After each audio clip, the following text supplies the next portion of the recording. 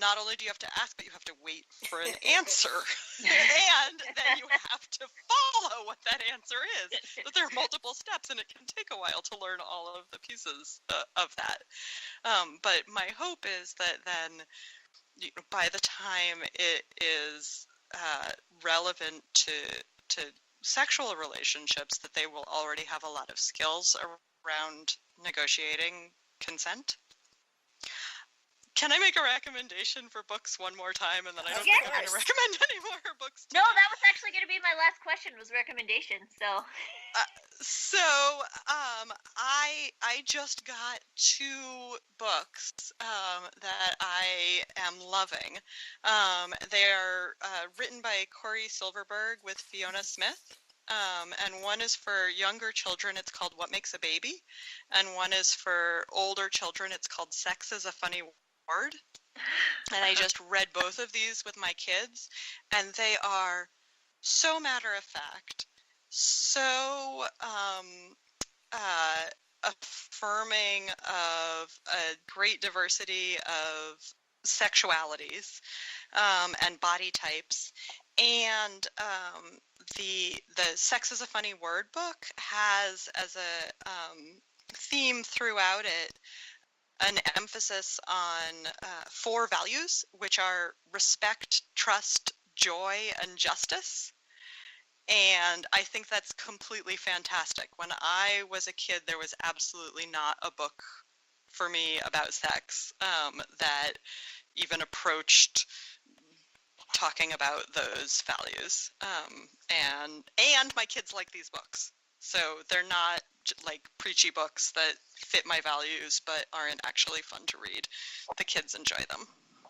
That's good to know. I've been looking for a book. When I was little, my parents gave me a book that was about like how, babies are made, and it said that the mommy and the daddy have a special cuddle to make the baby.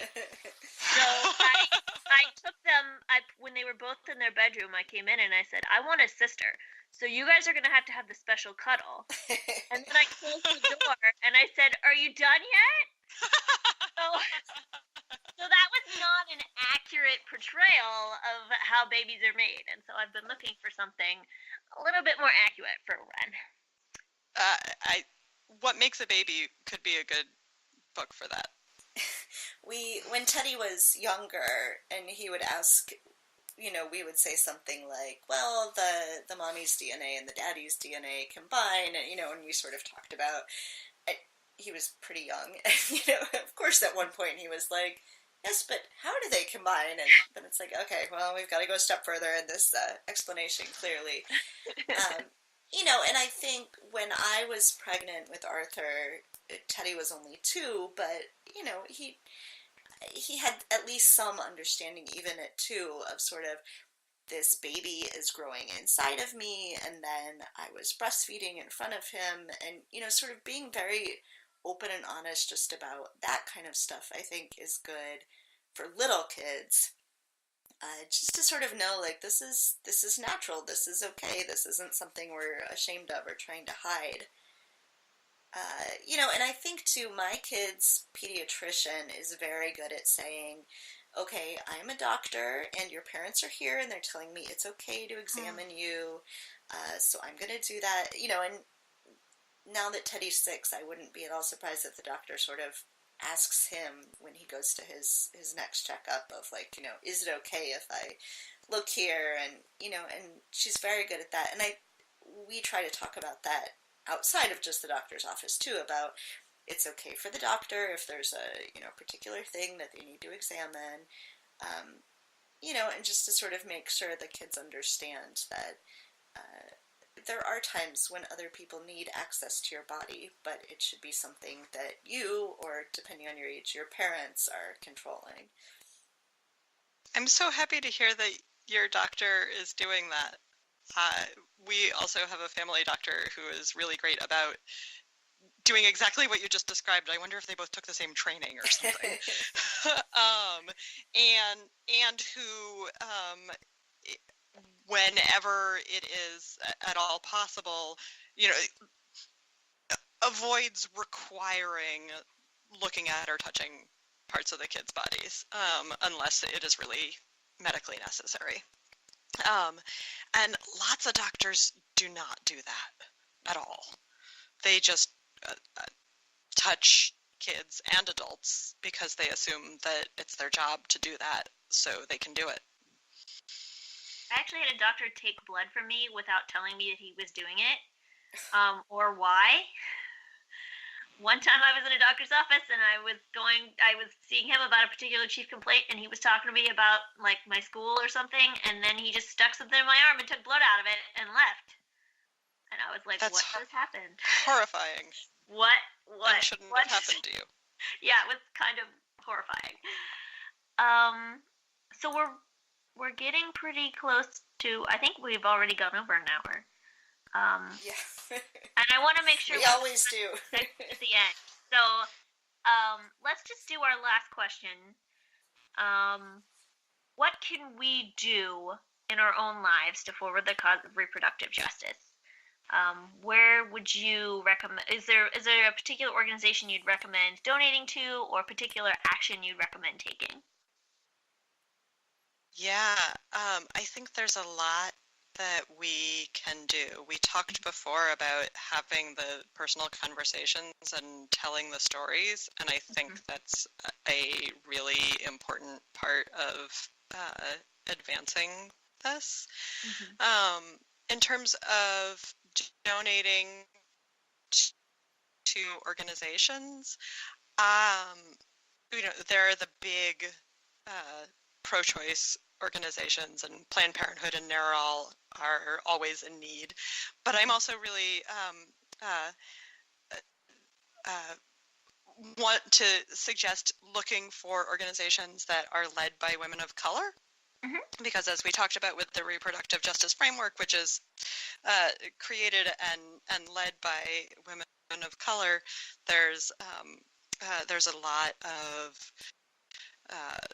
work that it needs to be done that is not necessarily addressed by those bigger pro-choice organizations. So Sister Song is one national organization that is women of color working for reproductive justice. Another one is the National Network of Abortion Funds. That was going to be my recommendation, actually. Yeah. I donate to in my grandmother's name every year, and she loves it. It's what I get her for like her birthday or Christmas or whatever. She likes the idea that somebody's having a safe abortion like she wasn't able to have in her name. Yeah, that's beautiful. The National Network of Abortion Funds is great, and also if you go to their website, then you can see all of the local abortion funds, and donating directly to either the abortion fund where you are or an abortion fund in an embattled red state is another great way to funnel money directly to people who need it in order to get reproductive health care. And if you need help figuring out where to funnel it, NARAL Pro-Choice America has an access map. I'll put it up on Facebook, where you can see state by state what percentage of counties in that state have no abortion provider, and you can see like the different levels of funding that they have and all the information about the state by state regulations. So you can sort of use that to find where people might be in need the most. Yeah, and I think another thing that's important is to sort of keep up with your local politics, and especially statewide politics, to know what's going on. And I think in a lot of ways activism can make a bigger difference at state level politics than it can at federal. So I've talked a lot on this podcast about Illinois and what terrible politics we have going on in Illinois right now. And despite being a pretty blue state, we have a Republican governor who's held up everything. I mean, he's the reason we didn't have a budget for 2 years. But he recently, at the end of September, signed an abortion bill that was expanding abortion coverage for women on Medicaid. And so now he had already pissed off everybody on the left, and now he has also pissed off everybody on the right. So I don't at all understand the political calculus that he's making here, but it is something that activists in Illinois, especially women in Illinois, were just, I mean, they were calling his office like all day, every day. People dressing up like handmaids out in front of his office, you know, and so it's an example of how activism really works. You know, so you talked about, Sophie, all these stats of all these states that are restricting abortion, and here in Illinois, we're actually making it easier. And I think in the same bill that he signed is if Roe v. Wade is overturned at the federal level, abortion will stay legal in Illinois. So, you know, it's there are still good things happening, even with terrible Republican governors. That's true. And actually, 3 states at the beginning of 2017 passed laws to preserve abortion access. They were Delaware, New York, and Idaho. So if you live in one of those states, write your representatives, your state representatives and your governor and tell them thank you. And also Colorado, New Mexico, and Maryland passed laws to allow people to get birth control straight from pharmacies without prescriptions. And 25 states passed laws to preserve or even expand access to contraception through insurance. So Trump's inevitable screwing up of the ACA regulations, which he did recently, won't prevent people from accessing that. So there's good news. Yeah, and thinking about reproductive justice more fully, one place that is desperately underserved in terms of reproductive access is in prisons, in the criminal justice system. I mean, there are women who don't even have access to tampons, much less, you know, abortions, or, you know, they have to give birth while strapped down, you know, sort of really terrible conditions that are still going on. And so that's another area where I think activism and just bringing light to that subject could be really beneficial. And that's a situation also where locally, state by state, activism around the policies can make a really big difference. Here in Massachusetts, we did pass legislation to prohibit the shackling of prisoners who are giving birth, but it's clear that that's not actually being implemented fully. So there's still work to be done to follow up on that, even after the passage of the law. All right. All right. That's kind of a downer note to end on. No. So on the up note, we're proud to say that Two Broads Talking Politics is now part of the Mom Jeans Media empire. So you can also now find us on momjeansmedia.com. In addition to the podcast and potentially another podcast coming soon, there is also a blog, a group blog, that we're getting submissions from a lot of different writers about various interesting subjects to feminists generally. So we're not restricting this necessarily to women. Can be a problematic term in any case. So we're just sort of thinking broadly about feminists and feminism. I like that you said thinking broadly. But I'm chick. Completely inadvertent, but yes, appropriate nonetheless. So please check out momjeansmedia.com. I also want to ask if anyone listening is an artist or a writer or a musician or a dancer, anything sort of in the art world.